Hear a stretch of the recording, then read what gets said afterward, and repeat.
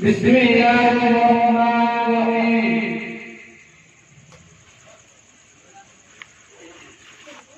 कुल हुवल्लाहु अहद, अल्लाहु समद, लम यलिद वलम यूलद वलम यकुन लहु कुफुवन अहद।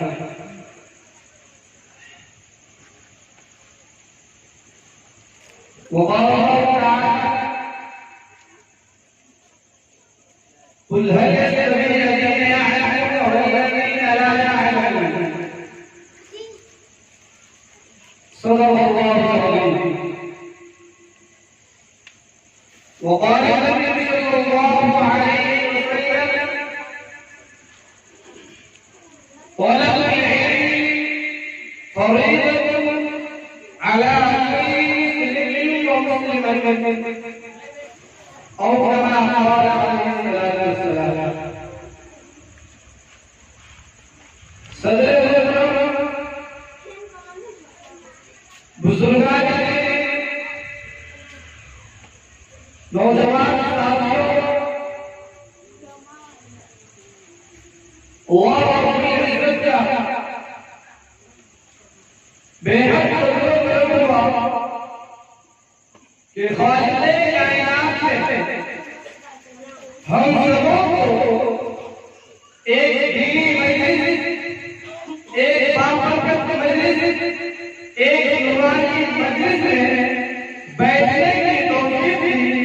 अल्हम्दुलिल्लाह। मज़ीद ये कि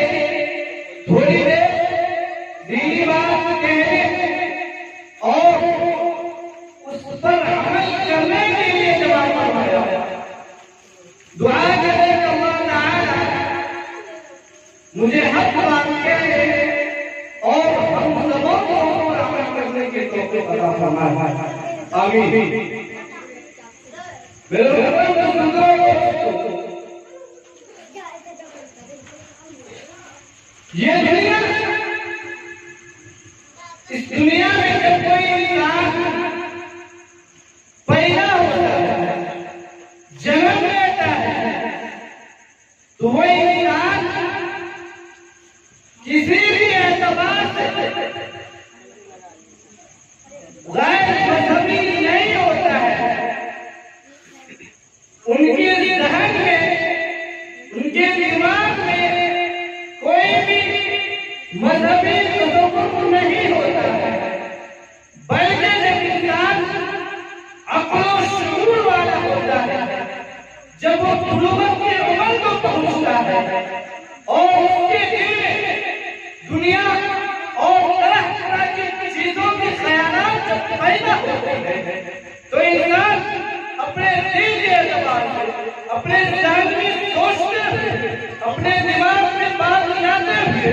वो किसी एक मजहब की रहनुमाई करता है, वो किसी एक मजहब को मानने वाला हो जाता है। वो इंसान जब आलम अल्लाह में,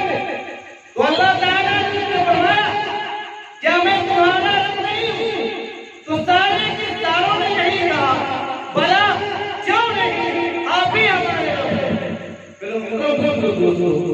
जब सारे इंसानों ने उस दुनिया में गवाही दे दी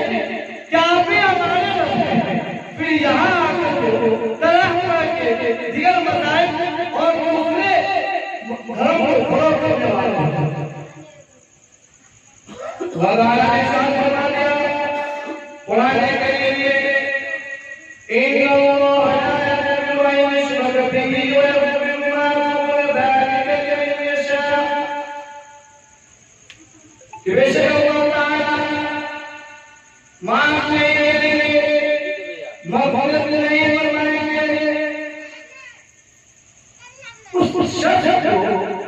जो शिर्क की बुराई में होता और बातें अल्लाह ताला हर उस शख्स को माफ फरमा देगा जो शिर्क की बुराई के अलावा जितनी भी बुराई हो,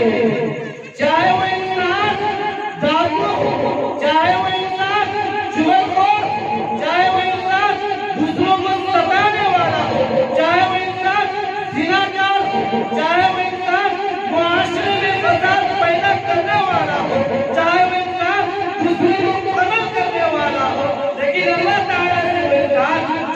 सच्ची दिल से और यकीन के साथ अल्लाह ताला तौबा कर लेगा तो अल्लाह ताला यकीनन हर गुनाह को माफ फरमा देगा। अगर कोई इंसान शिर्क की गुनाह करता है तो खुदा की कसम में कर देता हूँ, रब्बे काबा की कसम में कर देता हूँ, अल्लाह ताला उस शख्स को माफ नहीं फरमाएगा।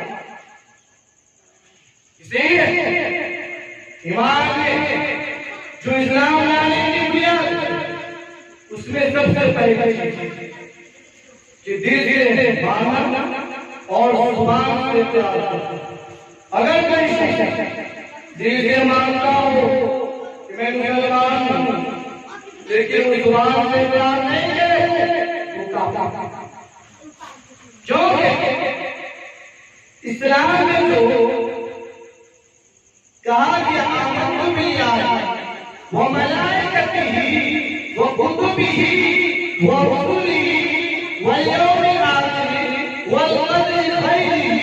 व शर्रिही इलल्लाहि तआला व इबादत। क्या अगर कोई एक सबूत करे कि इस मुल्क में वज़ीर आज़म के रहते और चीफ मिनिस्टर के और आप जिस मुल्क में हो अगर प्रधानमंत्री की बात को माने और उसके बाद जो वज़ीर आया या गृह मंत्री है उसके बाद को न माने और जो कानून में लिखा गया है वो कानून वो बिल पास हो गई है और वो बिल को फॉलो न करें तो आप कानूनी कार्रवाई की जाती है। ठीक इसी तरह से आप अगर और उसके फरिश्ते पर ईमान नहीं लाते हैं और किताब को मानते हैं लेकिन रसूल पर ईमान नहीं लाते हैं या रसूल को मानते हैं और किताब पर ईमान नहीं लाते हैं या सब चीजों को मानते हैं लेकिन सिर्फ एक चीज लिखा गया उसमें इंसान को हर अच्छी बुरी तकदीर पर भी ईमान रखना होगा और क़यामत के दिन मरने के बाद भी ईमान रखना होगा। अगर कोई शख्स हर चीज की बात को मानता हो बुरी बात मानता हो लेकिन एक बात ना मानता हो वो कहता हो कि लोग जब मर जाते हैं और मरने पर कभी सीधा नहीं होगा। खुदा की कसम से कई बार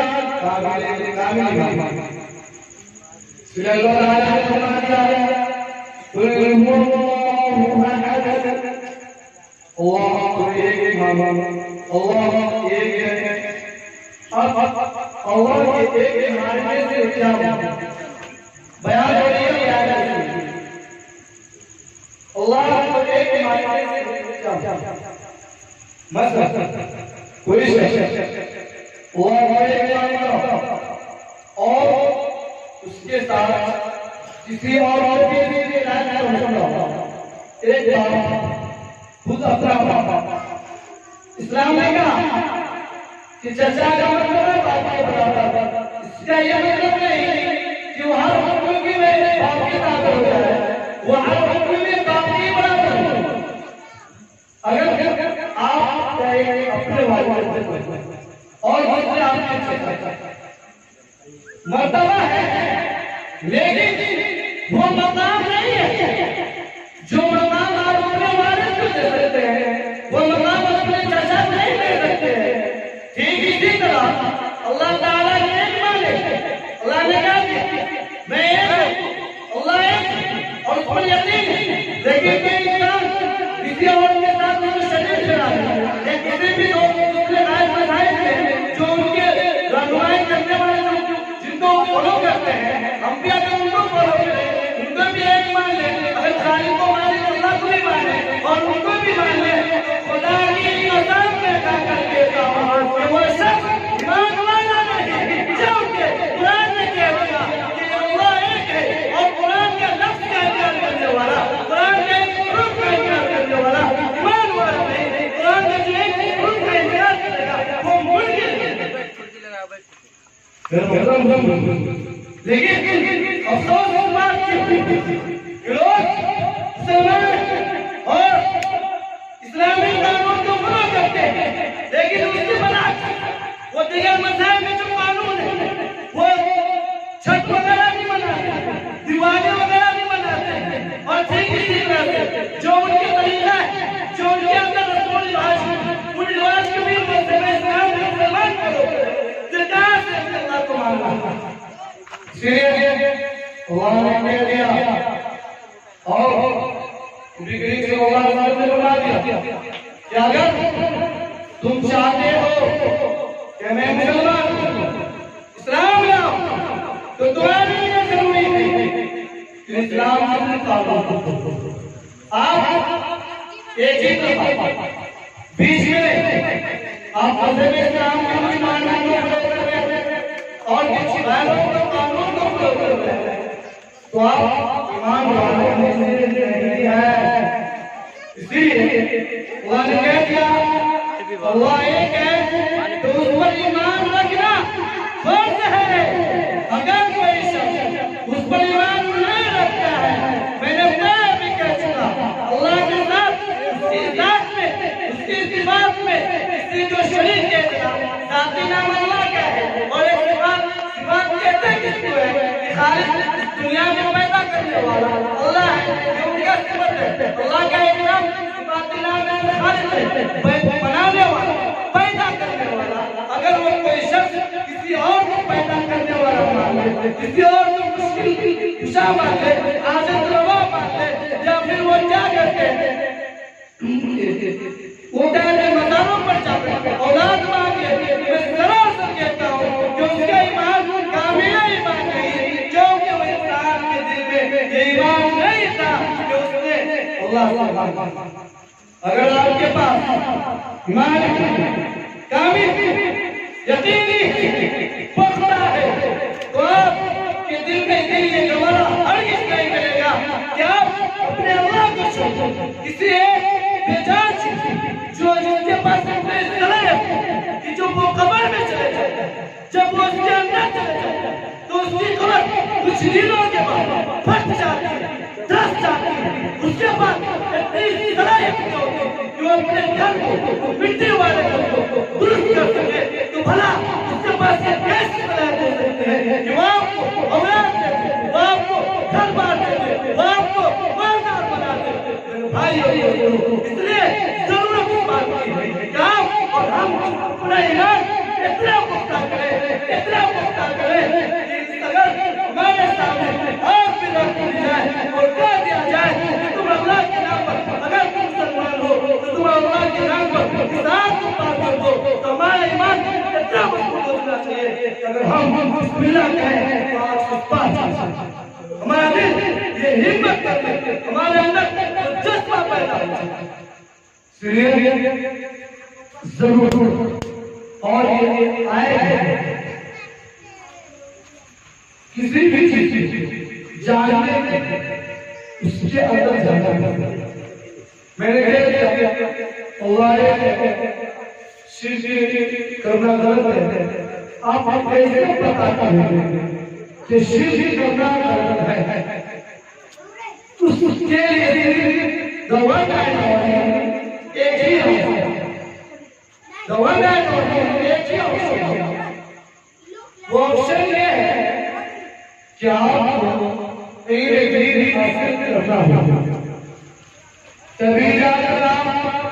अल्लाह को मानने वाले होते हैं तभी जाकर आप मज़ारों को या जगत के आप मानते हैं उससे भेद कर सकते हैं।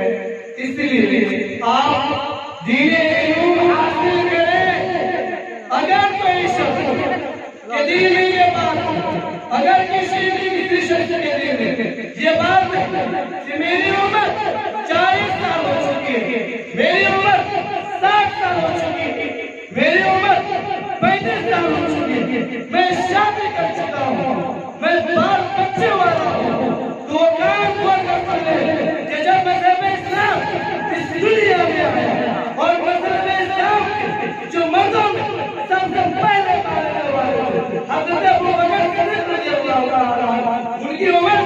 40 साल या उससे कुछ कम थी।